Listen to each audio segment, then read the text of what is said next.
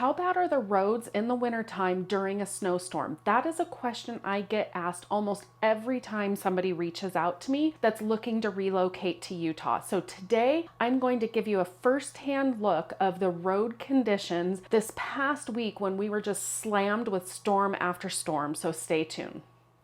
So I'm going to jump right into the videos that I have of driving around the Salt Lake City area during snowstorms. I'm going to talk behind the scenes so you can actually see it. Now, don't let this beginning of the video fool you. You do not want to miss the footage I got from the white squalls that came later in the week on Wednesday. But for right now, this video was taken last Sunday, east side of the valley, and you will see that footage coming up shortly of just getting absolutely dumped on and white squall conditions. But this is a question that I get asked all the time by people relocating to Utah. And if you're coming from a snowy climate like the East Coast, you don't want to move to the same conditions you had usually. And if you're coming from a warm place to Utah, like California to Utah or Florida to Utah or Texas to Utah, you're scared usually that the driving conditions are going to be bad in the winter time. So, like I said, we had back-to-back storms this past week, and we have dash cams, so don't worry, I was not driving and filming during any of these videos. But we go from anywhere where it's pretty clear driving, this was in the afternoon, driving from Interstate 15 up to Immigration Canyon. So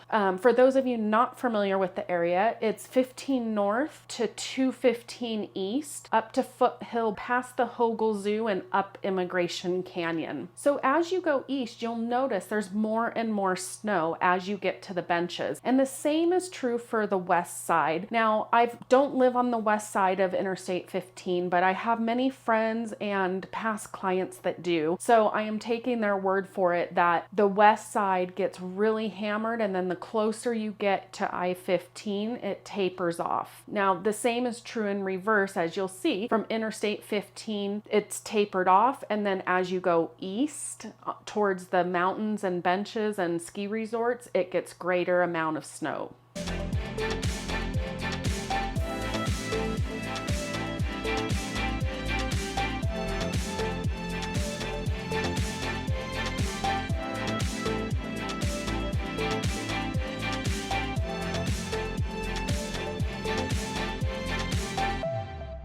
Now, generally speaking, the roads are usually really good in the winter time, even during snowstorms.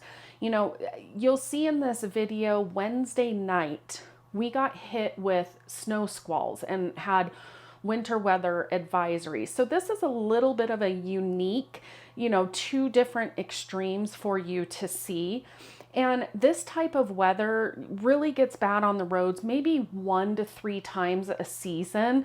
This is not what it's like every time it snows here in the valley of Salt Lake. Now, this video that I'm showing you is during a white squall, as they call it. It had just started, and this is on the southwest end of Salt Lake County in Riverton and part of Bluffdale. And you'll see some of the neighborhoods because the traffic got so bad that people had to divert and move around and kind of disperse. But you can see as you pull onto Redwood Road how backed up that is. And for reference, this is Redwood Road heading south towards Saratoga Springs and then turning onto the Porter Rockwell Trail and heading east. And you'll see in this video, there are cars having issues that have their emergency flashers on, that they can't get up little inclines, things like that. Now, that mostly happens to two-wheel drive vehicles. It's not very common for vehicles that are all-wheel drive or four-wheel drive to have this kind of problem in Salt Lake Valley. Now, if you go up to the canyons, that can be a different story. If you haven't already, make sure you subscribe to my YouTube channel and click that bell. That way you're alerted each week when I drop a new video. Now, this other video I'm going to show you was also taken on Wednesday night. This was after the white squalls had gone through the area. And this is on the east side of town. So this was from my son's dash cam as he left school at the University of Utah and headed south to Draper. Now, because of the backup of traffic from those road conditions that I just showed you when the white squalls went through, he actually had to take Wasatch Boulevard and not get on the freeway because that was the best route home. Now, if you're not familiar with Salt Lake City, Wasatch Boulevard is really the furthest east road you can get in Salt Lake County to get up to Little and Big Cottonwood Canyon. And it just follows all along that bottom portion, the bench on those east canyons, as you can see here in this map. Now, interestingly, he had sent me this screenshot that I'm going to share with you of what his commute would have been leaving the University of Utah and heading to Draper